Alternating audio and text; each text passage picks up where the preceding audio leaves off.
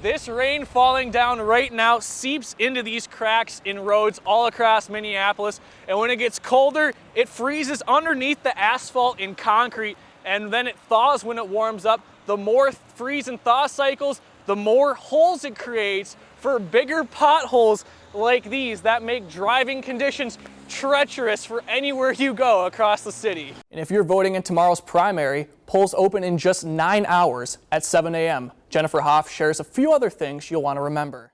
I'm going to be outside, so if you see me, I'm going to be taking a run because I'm going to be enjoying this weather.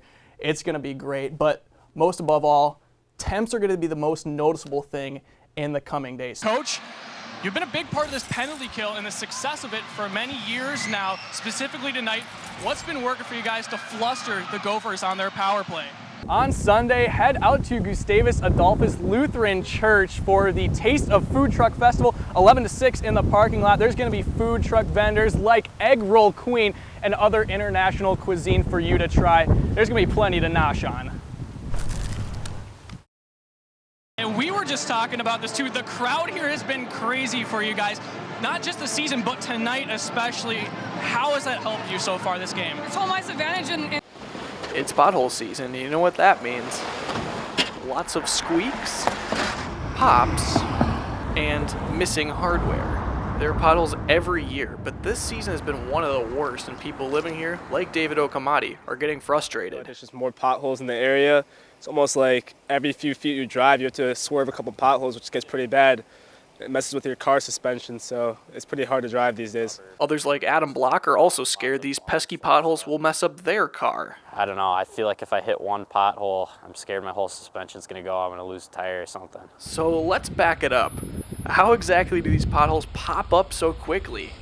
This rain falling down right now seeps into these cracks in roads all across Minneapolis, and when it gets colder, it freezes underneath the asphalt and concrete, and then it thaws when it warms up. The more freeze and thaw cycles, the more holes it creates for bigger potholes like these that make driving conditions treacherous for anywhere you go across the city. Peter Hilger, the faculty director of the construction management program at the U of M, says something else contributes to the creation of potholes. Vehicles driving over the roads, they'll push a lot of frost into the ground, and so there's limited capacity below the surface to absorb water that might ordinarily go through. And it definitely doesn't help when semi-trucks exert lots of force on these roads, creating the perfect storm for potholes that are so big that road crews have to place barriers to ensure that drivers won't destroy their vehicles.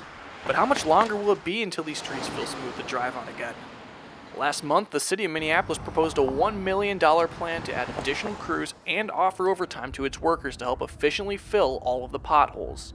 And Joe Palman, a Minneapolis Public Works repair director, told me they expect most of the potholes won't be filled until the end of April. So until then, it will be a bumpy ride. Inside a bedroom in Minneapolis sits Hunter Stoll. Let's see if this works. He's referring to ChatGPT, an artificial intelligence technology that allows you to ask almost anything you want in return for information. That's pretty cool, actually. According to the New York Times, ChatGPT had more than 30 million users 2 months after its release in November of 2022, and now it gets roughly 5 million visits a day. So why has this technology become so popular? But, I know it is really useful to be like, hey, generate an outline based on this topic, and I guess it can spit out that, and then you can kind of fill in the blanks. So what can you ask ChatGPT? I mean, I just write a short article about French history, and boom, away it goes. But people have concerns with ChatGPT. It creates opportunities to plagiarize, and some people are worried about it becoming too smart. ChatGPT is really good at generating code, which, I mean, I think that's a little bit scary. However, David Wynn, the Edson W. Spencer Chair for Innovation and Entrepreneurship at the U of M, says there are limits to ChatGPT's ability. Well, we know for certain that it's not designed for things like driving cars. Yeah. So it's not going to drive cars, right? So this whole Terminator thing where ChatGPT is not going to like wield machine guns and You know, because that's a different system.